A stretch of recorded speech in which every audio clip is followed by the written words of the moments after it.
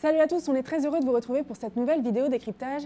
Et cette semaine, vous avez décidé de parler de la proposition de loi sur la sécurité globale et notamment de l'interdiction de prendre et de diffuser des images des forces de l'ordre. Mais alors cette loi se résume-t-elle seulement à cela? Et pourquoi est-elle si controversée?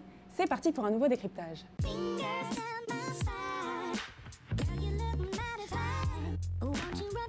La proposition de loi portée par les députés Jean-Michel Fauvergue et Alice Thourot est débattue depuis le 17 novembre à l'Assemblée nationale. C'est d'ailleurs Emma qui vous en avait parlé lors du dépôt du texte en juin dernier par le député Éric Ciotti. Mais vous verrez aujourd'hui que cette proposition de loi et ses mesures ont bien évolué. La proposition de loi ne se résume pas seulement à l'article 24.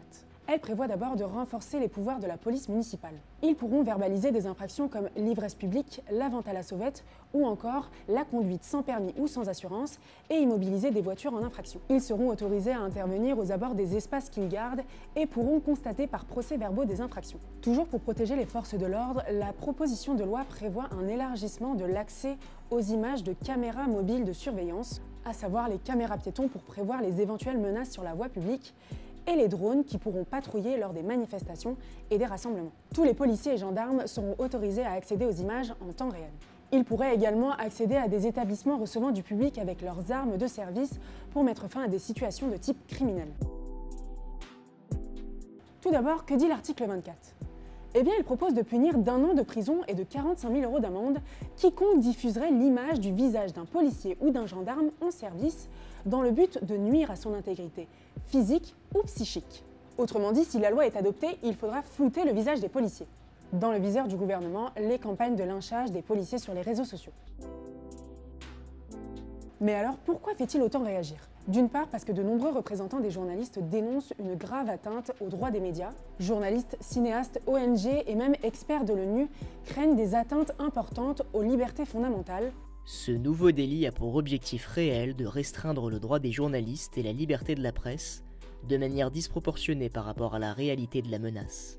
Révoltés par cet article, plusieurs milliers de manifestants se sont rassemblés ce samedi 21 novembre pour manifester et témoigner de leur crainte face à cette restriction. Des poubelles ont été incendiées et une petite dizaine de manifestants ont jeté des projectiles sur les forces de l'ordre. Ils ont répliqué en faisant usage de canons à eau. Même scénario à Lille, à Rennes et à Marseille, avec toutes sortes de slogans pour dénoncer une loi liberticide. Avant d'être adoptée, la loi devra de toute façon passer devant le Sénat. C'est la navette parlementaire. Si le texte est voté, alors il sera adopté, sinon, il sera de nouveau discuté à l'Assemblée nationale. Sans compter qu'au vu de la vive opposition face à l'article 24, la loi pourrait passer devant le Conseil constitutionnel qui peut censurer une partie du texte s'il considère que certains articles sont contraires à la Constitution. Une fois validée par le Parlement, si la loi est jugée conforme à la Constitution, alors elle sera publiée au journal officiel. Merci de nous avoir suivis en espérant vous avoir éclairé sur cette proposition de loi. On se retrouve la semaine prochaine pour décrypter l'actualité que vous aurez choisie. A plus!